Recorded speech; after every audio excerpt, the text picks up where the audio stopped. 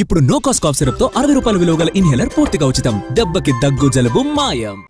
మలివిడత పంచాయతీ ఎన్నికల్లో ప్రచార పర్వం ముగిసింది. ఎల్లుండి పోలింగ్ జరగనుంది. దీంతో ఏర్పాట్లలో అధికారులు నిమగ్నమయ్యారు. దీనికి సంబంధించి పూర్తి వివరాలు మా ప్రతినిధి సారంగపాణి అందిస్తారు. సారంగపాణి, మలివిడత పోలింగ్ సరళి ఏ విధంగా ఉంది?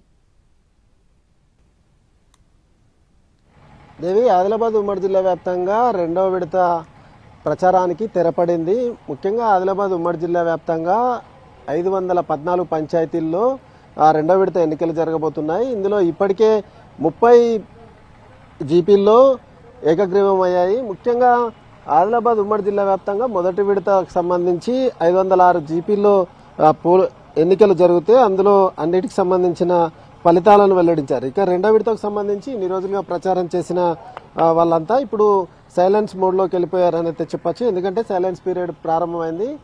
రేపు డిస్ట్రిబ్యూషన్ కేంద్రాల నుంచి పోలింగ్ సామాగ్రిని తరలించేందుకు అన్ని రకాల ఏర్పాట్లు చేస్తున్నారు. ప్రస్తుతం మనం చూసుకోవచ్చు ఆదిలాబాద్ రూరల్ ఏదైతే ఎంపీడీఓ కార్యాలయం ఉందో ఇక్కడ దానికి సంబంధించిన అన్ని ఏర్పాట్లు చేస్తున్నారు. ప్రస్తుతం డిస్ట్రిబ్యూషన్ పాయింట్ల వద్ద ఈ విధమైన ఏర్పాట్లు చేశారు.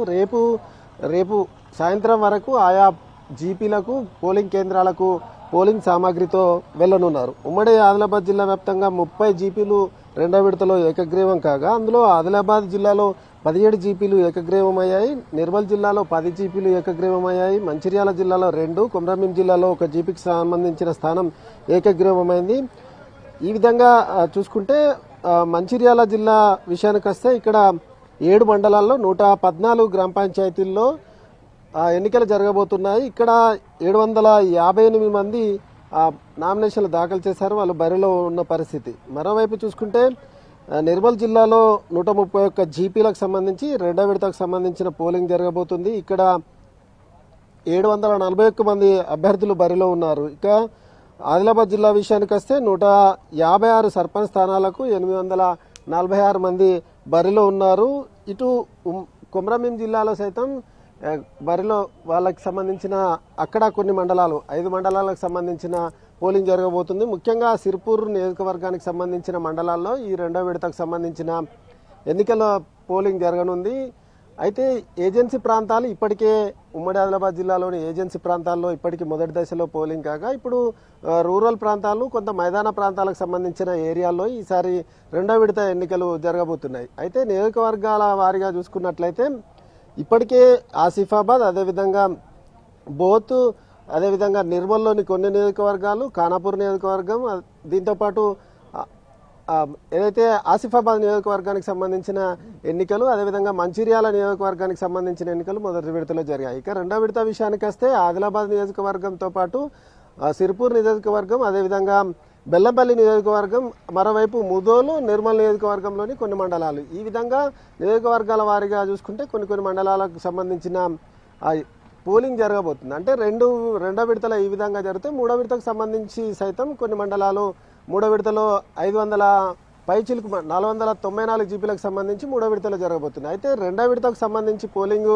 ఎల్లుండి జరగనుండగా రేపు డిస్ట్రిబ్యూషన్ కేంద్రాల నుంచి పోలింగ్ సామాగ్రిని తరలించుకుపోతారు. అయితే పోలీసులు సైతం గట్టి బందోబస్తు ఏర్పాటు చేశారు. కొమరంభీం జిల్లాలోని ఏదైతే తెలంగాణ మహారాష్ట్ర సరిహద్దు అటువైపు గడ్చిరోలి జిల్లా సరిహద్దు ఏదైతే ఉంటుందో ఆ ప్రాంతాల్లో జరగబోతుంది కనుక పోలీసులు గట్టి బందోబస్తు సైతం ఏర్పాటు చేశారు. 863 మంది పోలీసులతో ఏరియా డామినేషన్ టీం, పహారా, అదేవిధంగా పోలింగ్ కేంద్రాల వద్ద పోలీసులు, అదేవిధంగా ఫారెస్ట్ సిబ్బంది సంబంధించిన వాళ్ళు సైతం విధుల్లో ఉంటారని అధికారులు ప్రకటించారు. ఇప్పటికే polling free and fair election నిర్వహించడం కోసం అన్ని రకాలుగా ఏర్పాట్లు చేస్తున్నట్టుగా అధికారులు ఇప్పటికే ప్రకటించిన పరిస్థితి. అయితే ఆ విధంగా భద్రతా ఏర్పాట్లు సైతం మొదటి విడతలో ఏర్పాటు చేశారు. ప్రశాంతంగా పోలింగ్ జరిగింది. ఇక రెండో విడతకు సంబంధించి అదేవిధంగా నిర్వహించడం కోసం అన్ని రకాలుగా ఏర్పాట్లలో యంత్రాంగం అంతా నిమగ్నమైంది. దీంతోపాటు ఆదిలాబాద్ జిల్లాలో 900 పైచిలకు మంది పోలీసులతో బందోబస్తు సైతం ఏర్పాట్లలో నిమగ్నమైన పరిస్థితి. ఇక ఏదైతే మండల కేంద్రాలు ఉన్నాయో మండల కేంద్రాల నుంచి డిస్ట్రిబ్యూషన్ పాయింట్స్ ఏవైతే ఉన్నాయో అక్కడి నుంచి జీపీలకు పోలింగ్ సామాగ్రిని తరలిస్తారు. దానికి సంబంధించిన ప్రస్తుతం మనం చూసుకోవచ్చు కౌంటర్లు సైతం ఏర్పాటు చేశారు. ఒక్కొక్క క్లస్టర్ల వారీగా ఆయా జీపీలకు ఇక్కడ నుంచి పోలింగ్ సామాగ్రి అనేది తరలించుకు వెళ్తారు. ఇక్కడ నుంచి తీసుకెళ్లిన తర్వాత అక్కడ పోలింగ్ ఏదైతే రెండో విడతకు సంబంధించి 14వ తేదీన 7 గంటలకు ప్రారంభమయ్యే పోలింగ్ 1 గంట వరకు ముగుస్తుంది. 1 గంట తర్వాత ఒకవేళ 1 గంట లోపు కనుక వస్తే వాళ్ళకి ఓటు వేసే అవకాశాన్ని కల్పిస్తారు. 1 గంట తర్వాత వచ్చిన వాళ్ళకు ఓటు వేసే అవకాశం లేదు. అయితే 2 గంటల నుంచి కౌంటింగ్ ప్రక్రియ అనేది ప్రారంభం అవుతుంది. అయితే ఎక్కువ ఓటర్లు ఉన్న ప్రాంతం ఏదైతే ఆ జీపీ ఉందో అది కొంత ఆలస్యం అవుతుంది, కానీ మధ్యాహ్నం వరకు ఫలితాలు వచ్చే అవకాశం ఉంది. ఇక దీంతో పాటు ఇన్ని రోజుల పాటు ప్రచారంలో హోరెత్తిచ్చిన పార్టీలు, ఆయా నియోజకవర్గాలకు సంబంధించిన ఇన్ఛార్జీలు భుజాన వేసుకొని తమ అభ్యర్థులను, తమ మద్దతుదారులను గెలిపించడం కోసం తీవ్రంగా ప్రచారం చేశారు. ఇటు ఆదిలాబాద్కు సంబంధించిన 3 పార్టీలకు సంబంధించిన వాళ్ళు, అదేవిధంగా నిర్మల్ జిల్లాలోని ఆయా పార్టీలకు సంబంధించిన ఎమ్మెల్యే, అదేవిధంగా నియోజకవర్గ ఇన్ఛార్జీలు సైతం ఆ ప్రచారంలో నిమగ్నమయ్యారు. దీంతోపాటు కొమరంభీం జిల్లాలోని సిర్పూర్ నియోజకవర్గానికి సంబంధించి 3 పార్టీలకు సంబంధించిన ఎవరైతే మద్దతుదారులు ఉన్నారో వాళ్ళ ప్రచారం ఒకేతైతే నియోజకవర్గానికి సంబంధించిన నాయకులు సైతం ప్రచారంలో జోరు పెంచిన పరిస్థితి. ఎందుకంటే మొదటి విడత ఫలితాలు చూసిన తర్వాత మరికొన్ని పార్టీలు సైతం ఈ రోజు చివరి రోజు ప్రచారానికి 2వ విడత ప్రచారం సమయం ఉన్న నేపథ్యంలో ఉదయం నుంచే గ్రామాల్లో వాలిపోయిన నేతలు 5 గంటల వరకు హోరాహోరీగా ప్రచారం చేశారు. ఇక మైకులన్నీ మూగబోయిన పరిస్థితి.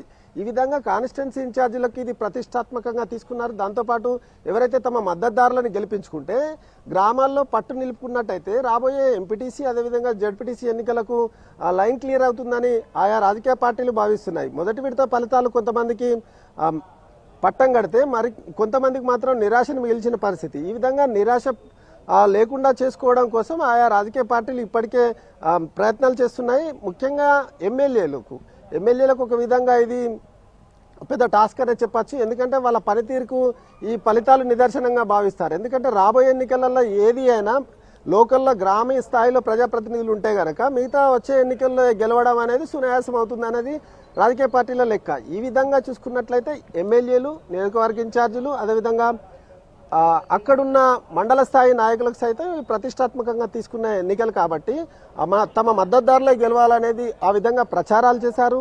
అయితే మొదటి విడతలో ఆ విధమైన ఫలితాలు వచ్చాయి. మొదటి విడతలో కాంగ్రెస్ పార్టీకి సంబంధించిన హవా కొనసాగింది.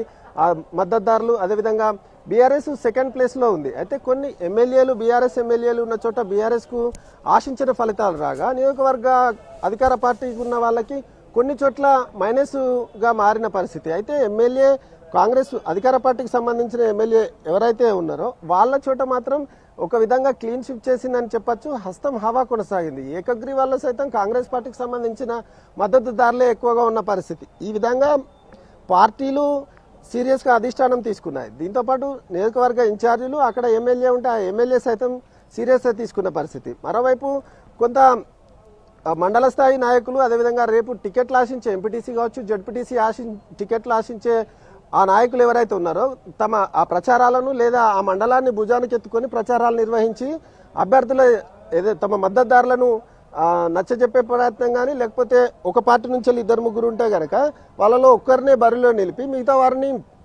పోటీ చేయించడం కోసం ప్రయత్నాలు చేశారు. ఆ విధంగా నచ్చజెప్పడం, ఒప్పించడం లాంటివి సైతం ఇప్పటికే జరిగిన పరిస్థితి. అయితే కొన్ని పార్టీలకు కొంత తలనొప్పిగా మారినప్పటికీ అయితే ఎవరు గెలిచినా తమ పార్టీ వాళ్ళే అని, తమ మద్దతుదారులే అని చెప్పడం కోసం ఇప్పటికే రాజకీయ పార్టీలు మొదటి విడతకు సంబంధించిన ఎవరైతే ఇండిపెండెంట్ గా అంటే స్వతంత్రులుగా ఏ పార్టీతో సంబంధం లేని, ఏ పార్టీకి మద్దతుదారులు కాని వాళ్ళను తమ బుట్టలో వేసుకోవడం కోసం వాళ్ళ కోసం ప్రయత్నాలు ఒకవైపు కొనసాగిస్తూనే ఇప్పుడు 2వ విడతకు సంబంధించిన ఎన్నికల్లో తమ మద్దతుదారులను గెలిపించడం కోసం శాయశక్తులు ఒడ్డుతున్న పరిస్థితి అయితే కనిపిస్తుంది. ఈ విధంగా ఇప్పటికే ప్రచారంలో శక్తివంచన లేకుండా పనిచేసిన నాయకులు, క్యాడర్ అంతా ఇప్పుడు ప్రలోభాలపైన కొంత దృష్టి సారించినట్టుగా సమాచారం అందుతుంది. అయితే పోలీసు యంత్రాంగం, అదేవిధంగా ఎన్నికలకు సంబంధించిన అధికారులు ఎవరైతే ఉన్నారో అట్లాంటి ఏదైతే ప్రలోభాలకు తావు లేకుండా ఎన్నికలు నిర్వహించాలని చెప్తున్నారు. దీంతోపాటు గెలిచిన తర్వాత ఎవరికి అనుమతి లేదు, ర్యాలీలకు సైతం అనుమతి లేదు,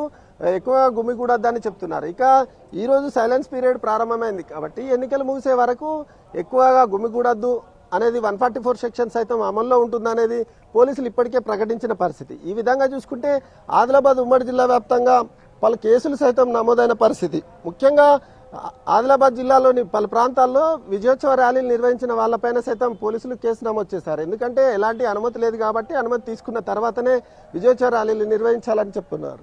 ఈ విధంగా ఆదిలాబాద్ ఉమ్మడి జిల్లా వ్యాప్తంగా 514 జీపీలకు సంబంధించిన ఎన్నికలకు సంబంధించి ఏర్పాట్లయితే అధికార యంత్రాంగం పూర్తిగా నిమగ్నమైందని అయితే చెప్పచ్చు. All right Sarangapani, thanks for the